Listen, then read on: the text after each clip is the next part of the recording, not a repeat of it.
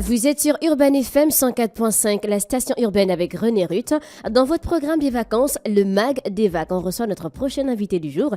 Il s'agit du pasteur Alexandre Yébé de Impact Centre Chrétien de Libreville. Bonjour, pasteur Alexandre Yébé. Bonjour. Comment allez-vous? Je vais bien aujourd'hui. Alors, vous êtes là pour nous parler de la campagne d'évangélisation Cap sur le Gabon qui aura lieu du 5 au 11 août avec l'apôtre Ivan Castanou, donc au Palais des Sports de Libreville, c'est à Petit Paris. Est-ce qu'avant, vous pouvez nous parler de l'ICC, donc Impact Centre Chrétien de Libreville? Alors, Impact Centre Chrétien de Libreville est une des églises d'Impact Centre Chrétien Monde.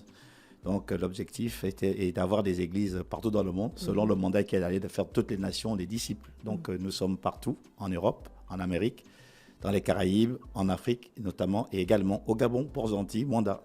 Et il y a combien de pasteurs dans Impact Centre Chrétien? Mais vous êtes le seul. Ah non, je ne suis pas le seul, il y a toute une armée de pasteurs. J'ai une église à... À l'ICC de Libreville. Ah non, l'ICC de Libreville, non, il y a plusieurs autres pasteurs au niveau de Libreville. Il y a une bonne dizaine. Et vous savez combien de temps que vous êtes pasteur là, à l'ICC? Alors moi, j'ai été consacré pasteur en 2017. 2017. Il y a beaucoup de personnes qui viennent vous voir, qui ont des problèmes, on va dire, plus spirituels qu'autre chose. À la vérité, le pasteur, c'est le premier maillon de la société qui essaie de répondre aux besoins au quotidien des uns et des autres. Pour faire simple, pour expliquer, lorsqu'une personne est malade, pasteur, l'enfant est malade, est-ce que vous pouvez prier? Pasteur, mon mari me trompe, est-ce que vous pouvez parler à mon mari? Mon enfant n'écoute plus, est-ce que vous pouvez parler à mon enfant? Pasteur, maman est à l'hôpital, est-ce que vous pouvez venir?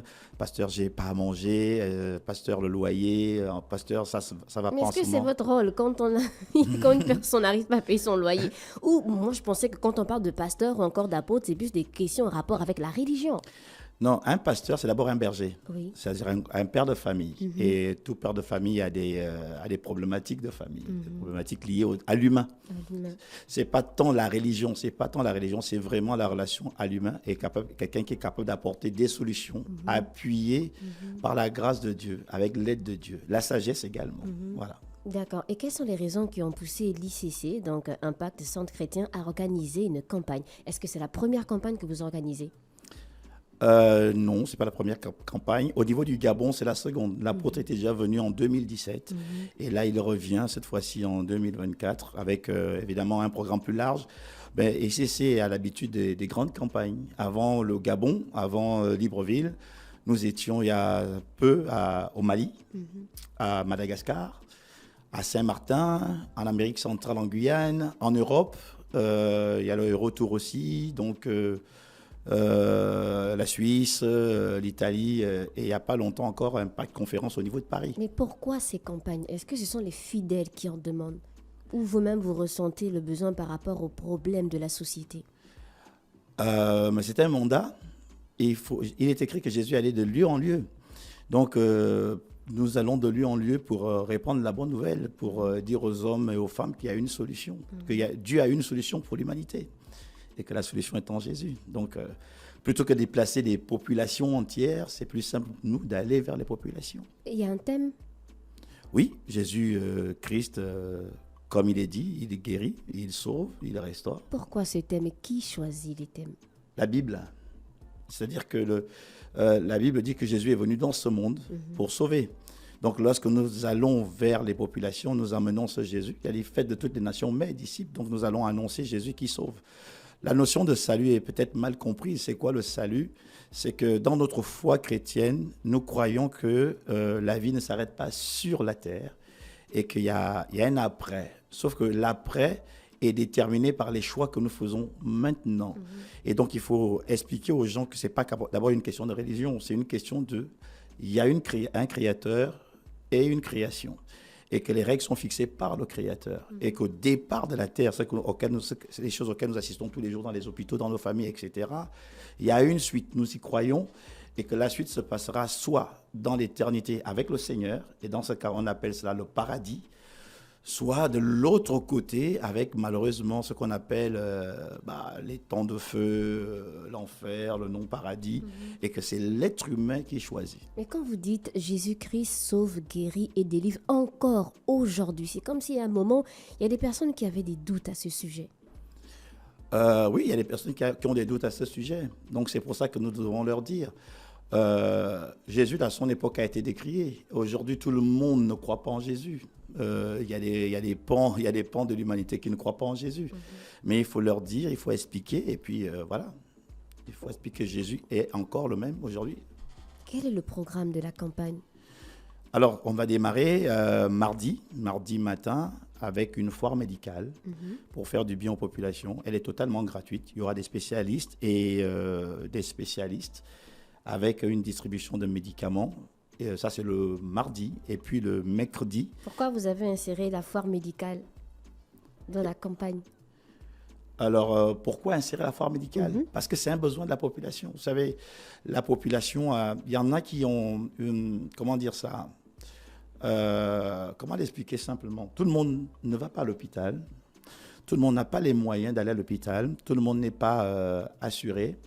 Donc, c'est la possibilité pour ceux et celles qui n'ont pas les moyens de se faire suivre, d'avoir l'opportunité de rencontrer un médecin et puis de faire un bilan de leur santé, éventuellement, selon les pathologies qui peuvent être les leurs. D'accord. Donc, on aura quoi précisément pour cette foire? Des dentistes? Oui, je crois. Il y aura des dentistes, il y aura les ophtalmologues, il y aura une campagne de sensibilisation sur ces pathologies-là. Oui, d'accord, donc ça c'est pour le mardi 6. Ça, c'est pour le mardi 6. Ensuite? Alors le mercredi, dans l'après-midi, nous aurons la rencontre avec les jeunes à partir de 16h. Donc, où nous invitons tous les jeunes de la place, de Libreville, à venir dans ce que nous avons appelé un camp mindset, c'est-à-dire la possibilité d'aborder les thématiques des jeunes sur quel genre de thématiques? Sur leur identité, sur la possibilité de rêver grand, sur la possibilité de croire en leur potentiel, de s'accorder sur leur estime d'eux-mêmes et leur image d'eux-mêmes, sur le fait que leur jeunesse est un atout et qu'ils ont la possibilité, ils ont encore la possibilité de faire de grandes choses. Selon qu'on dit si vieillesse pouvait et si jeunesse savait. Donc on va apporter le savoir à la jeunesse pour que la jeunesse puisse faire ce que éventuellement les plus anciens n'ont pas pu faire. Mercredi 7. Et pour le jeudi? Jeudi matin, rencontre avec des leaders politiques, leaders religieux, pour aborder les thématiques les problématiques des leaders, sur le leadership, etc. Et l'après-midi, ce qu'on appelle les plénières, ce sont des temps d'édification, des temps de déclaration prophétique, des temps de... Est-ce que vous avez déjà identifié, parce que quand vous parlez de rencontres avec les leaders, vous les avez déjà identifiés? Ou oui. Il faut d'abord s'inscrire? Non, c'est ouvert à tous les leaders. Nous envoyons des courriers à certains leaders identifiés, mais la plateforme reste ouverte. Qui est-ce que vous considérez comme leader en ce moment? Celui que je considère comme leader, c'est celui qui est en charge déjà d'un projet. C'est celui qui a une équipe à gérer. Celui qui a un projet à faire aboutir. Celui qui a besoin de fédérer. Celui qui a besoin de se positionner comme un modèle, comme un exemple et qui est suivi. Et donc, qui peut rencontrer des problèmes de gestion d'équipe. Comment est-ce que je fais pour que mon équipe soit fidèle, soit mobilisée, etc. Donc, voilà, rencontre avec des leaders. D'accord. Ensuite? Ça, c'est le jeudi et le vendredi aussi. Le vendredi, c'est la même configuration. D'accord. Ouais. Et le samedi? Le samedi, nous aurons des femmes, le matin avec des hommes déjà. Et puis après, dans l'après-midi, les femmes, et en soirée, des plénières. Pourquoi vous avez en fait fait la différence entre la rencontre avec les hommes et les femmes? Est-ce que les sujets seront différents? Est-ce que pour les femmes, on va plus parler du mariage et puis les hommes, autre chose? Oh, les hommes aussi sont concernés par le mariage. Ben oui, mais pourquoi vous avez séparé donc? Parce que, à la vérité, les hommes et les femmes, il y a des zones où les problématiques ne sont pas les mêmes. Il y a des typologies de problématiques qui sont spéciales aux femmes, et puis il y a des hommes aussi ont leur type de problématiques. Par exemple, l'homme est un père, est un leader. Au sens biblique du terme, il est le responsable de la famille. On dit qu'il est le chef de la famille. En tant que chef de la famille, il faut qu'il sache donner une direction à sa famille, qu'il sache donner une orientation à sa famille et qu'il sache jouer ce rôle. Vous voyez, par exemple, dans la société, il y a la carence des pères. Il y a la démission des pères. Ce n'est pas généralisé, mais nous rencontrons des cas où le père est absent.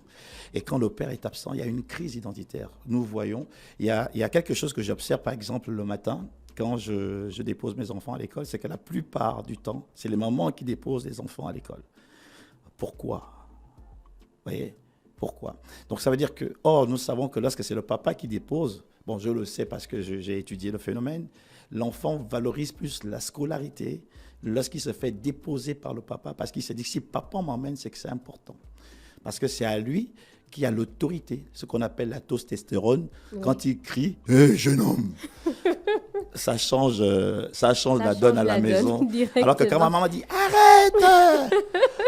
alors il a tendance à dire « Maman !» Vous voyez? Donc ça veut dire que nous sommes quand même les uns et les autres dans des typologies différentes. D'accord, donc ça c'est pour le programme, je vais rappeler vite fait. Le mardi 6, à partir de 8h, foire médicale. Mercredi 7, 16h, rencontre des jeunes. Jeudi 8, rencontre avec les leaders, donc à 9h, le même programme pour le vendredi. Et le samedi 10, donc de 9h à 12h, on a la rencontre avec les hommes. De 13h à 15h, rencontre avec les femmes. À quel moment l'apôtre Ivan Castalou intervient?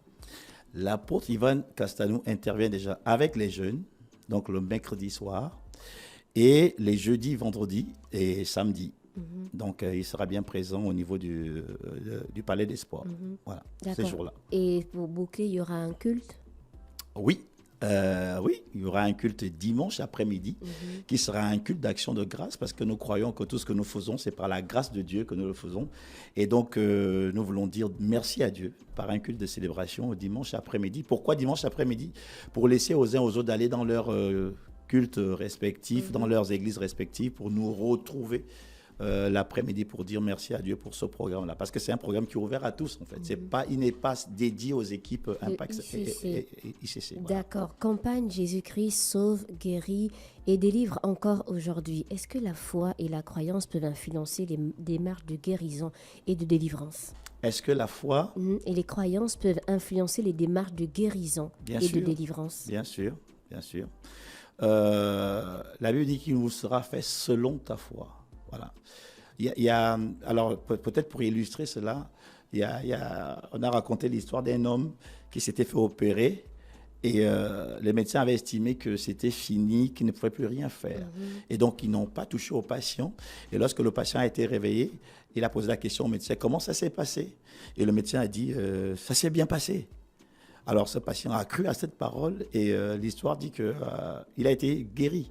À la surprise générale du médecin qui, lui, se disait que dans les semaines qui vont suivre, ce sera fini parce que la maladie était à un stade avancé. Donc, la foi, effectivement, la foi guérit. Et vous sera fait selon votre foi. Est-ce que vous êtes sur les réseaux sociaux? Moi, personnellement? Personnellement. C'est un challenge que j'ai avec mes équipes de com. Vous êtes sur Facebook, Instagram, TikTok? C'est un challenge que j'ai avec mes équipes de com. Alors, je sais que ICC est fortement sur les réseaux, mais moi, personnellement, moyennement. Mais je pense qu'il faut y aller pour se faire connaître parce que ça fait partie de la donne du jour. Pour évangéliser aussi, parce qu'on a beaucoup de personnes qui sont toujours connectées. C'est important? Oui, je crois, oui. Non, je suis d'accord avec vous. Après, il faut juste que... Personnellement, je refasse mes habitudes, que je me réapproprie cet outil-là. Est-ce que vous avez entendu parler du chocolat des filles? Le nom, oui, j'ai entendu ce nom-là. Oui. Pour la première fois, j'ai entendu ce nom-là.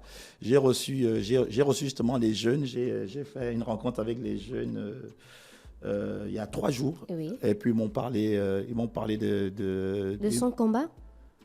Non, pas de son combat. Ils m'ont dit qu'est-ce que je pensais de ce qu'il dit. J'ai dit, je ne sais pas qui c'est. Il est contre les faux pasteurs. Il dénonce les faux pasteurs. Pour lui, c'est un abus. En fait, il n'est pas d'accord par rapport au comportement de certains, notamment avec la dîme, avec certaines pratiques. Qu'est-ce que vous en pensez? Sur le combat des faux pasteurs? Le combat des faux pasteurs... Enfin, en termes de combat, je ne parlerai pas de combat. Je dirais que la thématique faux pasteur est déjà une thématique biblique. Vous prenez Matthieu 24, 24, la Bible dit que dans les derniers temps, il y aura des faux Christ et des faux prophètes. Donc la Bible énonce déjà la problématique du faux Christ, notamment lorsqu'on parle de l'antéchrist, c'est le faux Christ. Donc c'est une problématique qui est biblique, c'est pas une thématique d'aujourd'hui. Quand on va revenir sur la campagne Jésus-Christ sauve, guérit et délivre encore aujourd'hui, quel impact espérez-vous que cet événement ait sur la communauté de Libreville? Un changement de mentalité, un retour des cœurs à Dieu, un retour des cœurs à la parole de Dieu, un retour des cœurs à l'attachement à Dieu. Voilà. vraiment. D'accord, donc on rappelle que si c'est du 5, c'est bien ça? Du 5. Du 5 au dimanche 11 août 2024 tout à à fait. Libreville, au Palais des Sports. Voilà. Est-ce qu'il y a un numéro de téléphone pour avoir plus d'informations? Il y a le numéro de téléphone sur les flyers. Le 066 84 50 07, c'est bien ça? C'est cela. 066 84 50 07. Tout à fait. Et vous allez terminer avec un culte unique le dimanche 11 août. Voilà. Vous avez un dernier mot? Oui, j'invite les jeunes massivement le mercredi à venir au camp Mindset, camp qui est challenger les mentalités, challenger les croyances. Et puis j'invite la population de Libreville à venir massivement à cet événement-là. Vous savez, l'apôtre Ivan Castanou est connu. C'était un leader charismatique. Il est déjà là? Pas encore, mais il sera bientôt là, puisque la semaine arrive. Et il a beaucoup d'actifs à son compte.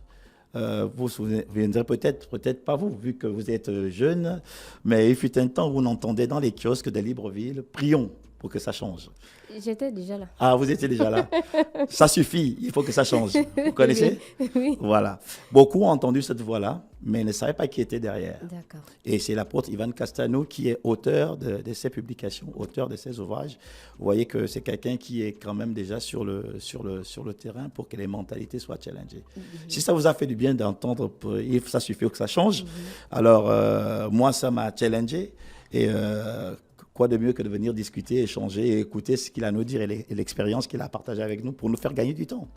Merci beaucoup. C'était le pasteur Alexandre Yébé de Impact Centre Chrétien Libreville. Il venait nous parler de la campagne d'évangélisation Cap sur le Gabon du 5 au 11 août avec l'apôtre Ivan Castanou au Palais des Sports de Libreville, donc à Petit Paris. Pour plus d'informations, merci de contacter le 066 84 50 07. 066 84 50 07. Retrouvez son interview sur la chaîne YouTube de la radio Urbaine FM 104.5, la station urbaine. Enfin, un petit tour en musique. On se retrouve pour la suite des programmes de votre émission Le Mag des Vagues.